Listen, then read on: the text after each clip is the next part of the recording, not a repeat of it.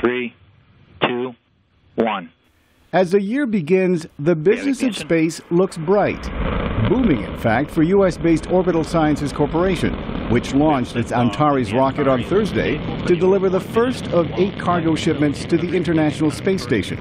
Orbital Sciences is just one of 2 American firms hired by NASA to deliver supplies to the manned space research outpost orbiting 400 kilometers above Earth. Commercial rocket pioneer Arianespace, which launched its first satellite 3 decades ago, says 2014 has all the makings of a record year.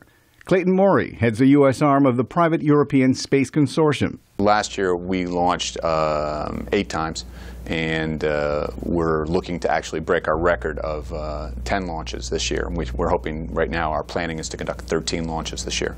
Morey says the increased frequency of rocket launches is driven in part by rising demand for space-based technologies, from ultra-high-definition broadcasts to satellite broadband.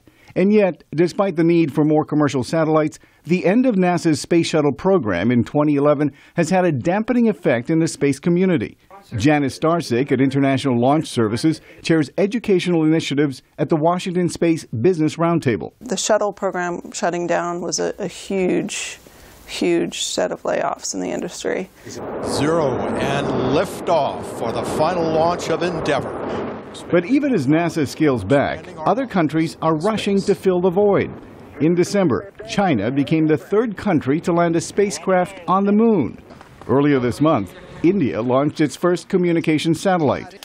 And in Denmark, a pair of space enthusiasts are trying to prove spaceflight can be affordable. Using open-source designs and public donations, Christian von Bengtsen, co-founder of Copenhagen Suborbitals, hopes to fulfill a childhood dream of launching a homemade rocket 100 kilometers into space. Everybody believes that manned spaceflight, can only be done with billions of dollars, and it has to be government financed. I hope that we can show that you can do it on a shoestring budget. You can pretty much do it yourself.